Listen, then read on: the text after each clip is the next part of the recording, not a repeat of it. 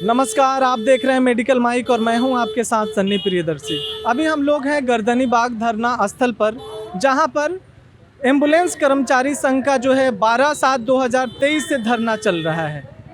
जहां पे सरकार की जो बातें हैं वो कहती हैं कि हमको बिहार में बेहतर स्वास्थ्य की व्यवस्था करानी है।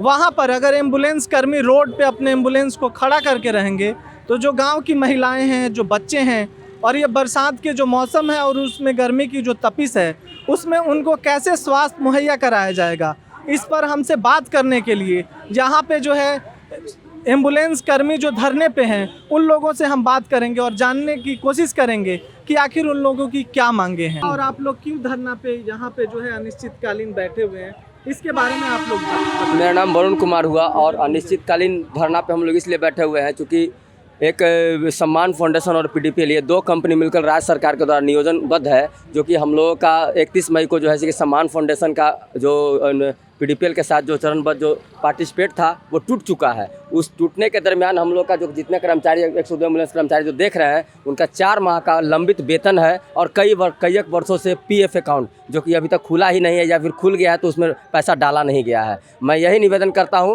कि पहले हम लोगों को एक मुश्त 4 माह का वेतन बकाया जो है और पीएफ अकाउंट उसको क्लियर किया जाए। हम लोग अनिश्चितकालीन हड़ताल उस पर फिर बाद में बात करेंगे। स्वास्थ्य विभाग से किसी को भेजा गया है? सिविल सर्जन की तरफ से कोई आश्वासन आप लोग को मिला है? देखिए, सिविल सर्जन की जहाँ तक बात आती है, सिविल सर्जन सर की तरफ से यही बात हुआ है कि ये इशू जो है कंपनी का है, ये हमारा इशू नहीं है। और जहाँ तक सरकार की बात आती है तो सरकार हमें लगता है कि कहीं ना कहीं बिल्कुल सो रही है। उसको इस बात से बिल्कुल अनभिज्ञ है कि हमारे बिहार की जो स्वास्थ्य व्यवस्था जो एम्बुलेंस की वजह से चरमराएगी, उसको कोई फ़र्क पड़ने वाला नहीं है। इसमें फ़र्क किसको पड़ेगा? तो फ़र्क उसको पड़ेगा जो गांव देहात में हम लोग प्रखंड में जो एम्बुलेंस हमारा जो स्थित रहता है, वहाँ जो प्रेग्नेंट वोमेन रहती हैं, दिक्कत उनको होता है कि उनको घर से हॉस्पिटल तक कैसे पहुँचाए। ये दिक्कत सरकार नहीं समझ पा रही है कि हमारे जो एम्बुलेंस कर्मचारी भाई पैसे के बिना आज रोड पर आए हुए हैं, उनके घर में चूल्हा नहीं जल रहा है, हमारे बच्चों की शिक्षा व्यवस्था चरमरा गई है। ये सरकार को नींद से उनको जगाने का प्रयास वो बिल्कुल नहीं कर रहे हैं। वो चाह रहे हैं कि किसी तरीके से मतलब ये डूबे तो डूबता ही रह जाए। हमारी मांग भी बस इतना ही है कि हमें जो लंबित वेतन है, हमारे जो पीएफ अकाउंट है, उसको पहले क्लियर किया जाए, तभी हम उस पर कुछ सोच पाएंगे। सरकार की तरफ से पैसा चला गया है कंपनी को, लेकिन जो है कंपनी जो है हम लोग को पैसा देने में नाकाम साबित हो रही है। वो कहती है कि सम्मान फाउंडेशन देगी, पीडीपीएल कहती है कि सम्मान फाउंडेशन देगी, सम्मान कहती है कि पीडीपीएल फाउंडेशन देगी। अब आप बताइए, दोनों के बीच में हमारे एम्बुलेंस कर्मचारी भाईगण जो वो पिस रहे हैं। इस दौरान आप लोगों ने बहुत ऐसे चीज़ों को देखा होगा कि जो एक एम्बुलेंस कर्मी है उनको किन किन कठिनाइयों से होकर गुजरना पड़ता है, तो इसके बारे में थोड़ा आप लोग बताएं कि अगर आप लोग रोड पे हैं तो स्वास्थ्य की कैसी व्यवस्था रही होगी। देखिए, स्वास्थ्य की जहाँ तक व्यवस्था की बात है तो बिहार सरकार जो व्यवस्था बनाई है एम्बुलेंस चलाने का, ये तो बहुत अच्छा पहल है, लेकिन बिहार सरकार ये पहल नहीं कर पा रही है कि हमारे जो एम्बुलेंस कर्मचारी जो रोड पर बैठे हुए हैं उनका पेट कैसे चलेगा। कि हमारे जितने एम्बुलेंस कर्मचारी हैं वो चमकी बुखार जैसे पैनिक की स्थिति को देखते हुए कभी भी वो सेवा से पीछे नहीं हटे हैं। कोरोना काल में भी हम लोगों ने जी जान मेहनत किया, हम लोगों को मुआवजा के तौर पर कुछ नहीं दिया गया। यहाँ तक कि मैं बता दूं कि कोरोना काल में जो है कि हमारे एम्बुलेंस कर्मी अपने घर परिवार को छोड़कर, अपने घर परिवार में भी कोरोना का अगर कोई पेशेंट अगर रहा परिवार में, उसको भी छोड़कर दूर दराज के पेशेंट को सेवा देने का काम किया, लेकिन सरकार की तरफ से मुआवजा के तौर पर कोई पहल नहीं हो सका। लेकिन मेन बात अभी तक हम बोल नहीं पाए। अब जो मेन बात है वो हमारी बात को समझा जाए। हमारा सरकार की तरफ से बस एक ही निवेदन है कि हमारे जितने एम्बुलेंस कर्मचारी भाई को आप देख रहे हैं, ये कहीं न कहीं किसी न किसी परिवार के, किसी न किसी गरीब परिवार से आते हैं। मैं चाहता हूं कि इनकी पेट की आग को समझते हुए बिल्कुल जो 4 मुश्त हमारा माह का जो बकाया राशि है उसको बिल्कुल पहले क्लियर किया जाए, उसके बाद ही हम किसी कंपनी या सरकार से हम वार्ता करेंगे। इसमें कहीं ना कहीं हमारे पटना के सिविल सर्जन भी जिम्मेदार हैं, कहीं ना कहीं हमारे पीछे बैठे हुए डीपीएम सर भी जिम्मेदार हैं, और साथ में हमारी जिस कंपनी के साथ हमारा नियोजन है वो तो बिल्कुल ही जिम्मेदार है। मैं आपको बताते चलूं कि जिस कंपनी के साथ हमारा जो नियोजनबद्ध मतलब सरकार जिस कंपनी को नियोजनबद्ध किया है, उसके ही प्रोजेक्ट मैनेजर धर्मेंद्र कुमार का हमारे पास ऑडियो क्लिप है। उसने कहा है कि मैं मार्च अप्रैल मई जून का वेतन को आप लोग भूल जाइए, मैं आप लोगों को वेतन नहीं दे सकता हूं, इसलिए कि वो कंपनी भाग चुकी है। मैं पूछना चाहता हूं कि क्या मार्च अप्रैल मई जून का वेतन हमारे कर्मचारी काम नहीं किए हैं? अगर काम नहीं किए हैं तो वो पैसा लेकर जा सकते हैं, मैं उनको छोड़ दूंगा, लेकिन हमारे कर्मचारी जो काम किए हैं उनको पैसा चाहिए तो चाहिए, हर हाल में चाहिए। यही प्रोजेक्ट मैनेजर पिछले 2012 में भी doctor Jain video on wheels के कंपनी में भी वही प्रोजेक्ट मैनेजर धर्मेंद्र सिंह थे जो कि कंपनी को ब्लैक लिस्ट करने का काम किए। मैं आपको पेपर के माध्यम से बताना चाहता हूं कि ये 8 घंटा ड्यूटी का हमारे पास पेपर है। ये जो धर्मेंद्र कुमार हैं ये प्रोजेक्ट मैनेजर होते हुए इसको लागू कभी नहीं किए, लेकिन जैसे ही समान फाउंडेशन अलग हुआ, समान फाउंडेशन अपने तरफ से एक पेपर जारी करता है कि PDPL कंपनी को हमने बार बार कहा कि कर्मचारियों से 8 घंटा ड्यूटी लिया जाए, लेकिन वो उसने नहीं किया। अब आप बताइए कि 8 घंटा ड्यूटी के बजाय 12 घंटा जो ड्यूटी लिया गया है इसका देनदारी कौन होगा? क्या समान फाउंडेशन होगा, क्या PDPL होगा, या हमारे बिहार राजस्व समिति होंगे? मैं पूछना चाहता हूं कि हमारे कर्मचारी को जो शोषण हुआ है पैसे का, इसकी भरपाई कौन करेगा? क्या सरकार कर पाएगी? क्या हमारे कर्मचारी के जो भूखे पेट या बच्चे का जो शिक्षा व्यवस्था चरमरा गया है इसकी भरपाई कौन करेंगे? मैं पूछना चाहता हूं। हम लोग जो है कि आज धरना स्थल पर 12 तारीख से अनिश्चितकालीन धरना पर बैठ चुके हैं। हमें लगता है कि इस बात को न समझेंगे तो बिल्कुल शांतिपूर्ण ढंग से हम इसी तरीके से बैठे रहेंगे। हो सकता है कि हमारे यहाँ जान भी चले जाए तो अपने कर्मचारियों के लिए मैं मरने के लिए हमेशा के लिए तैयार रहूँगा।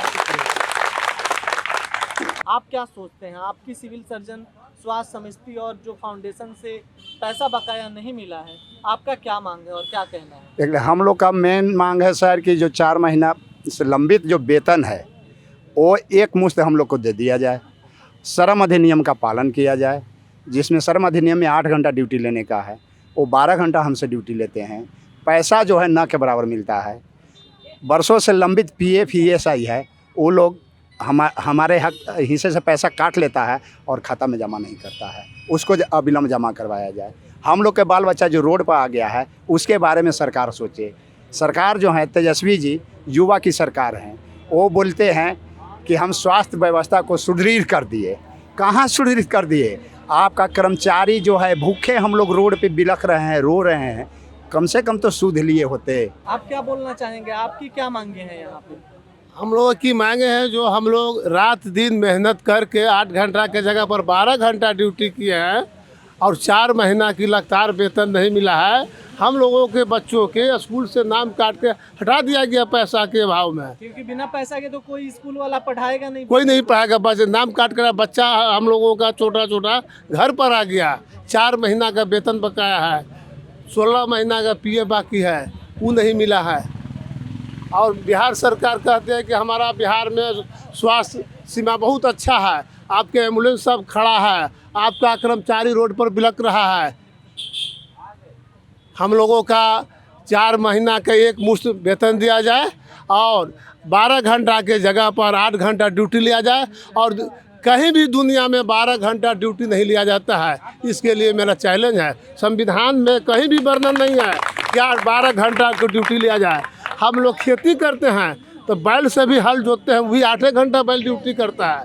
बैल से भी बेहज बना के हम लोग का कंपनी रखे हुए है कि 8 घंटा के जगह पर 12 घंटा जबरन ड्यूटी लेता है। जबरन ड्यूटी लेता है तो 8 घंटा के जगह पर 12 घंटा के ड्यूटी ले रहा है। 12 घंटा का पैसा देवे और नहीं तो हम लोग 8 घंटा से ड्यूटी लिया जाए। आप क्या बोलेंगे? हम लोग जो काम किए हैं वो वेतन बकाया है 4 मंथ का, उसका भुगतान किया जाए, ठीक ना।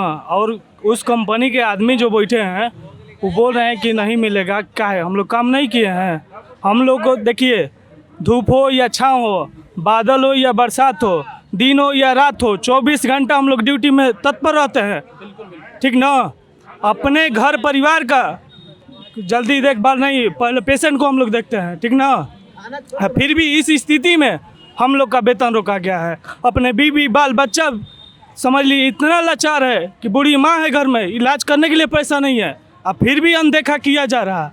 और यहाँ पे इन लोगों की मांग है कि जो हम लोगों की 4 मंथ की बकाया राशि है और काफ़ी समय से जो लंबित PF है उनको जो है जल्द से जल्द की मुहैया कराए, क्योंकि घर में जो बच्चे हैं, जो क्लास जाते हैं, जो पढ़ने के लिए जाते हैं, परिवार है उसका भी निर्वहन करना है। अगर सरकार और ये स्वास्थ्य समिति और इससे जुड़ी फाउंडेशन अगर इन लोगों को सही समय पे अगर पैसा नहीं देती है तो जो धूप बरसात दिन रात गर्मी और हर समय लोगों के स्वास्थ्य को लेकर जो तत्पर रहते हैं उनका क्या होगा।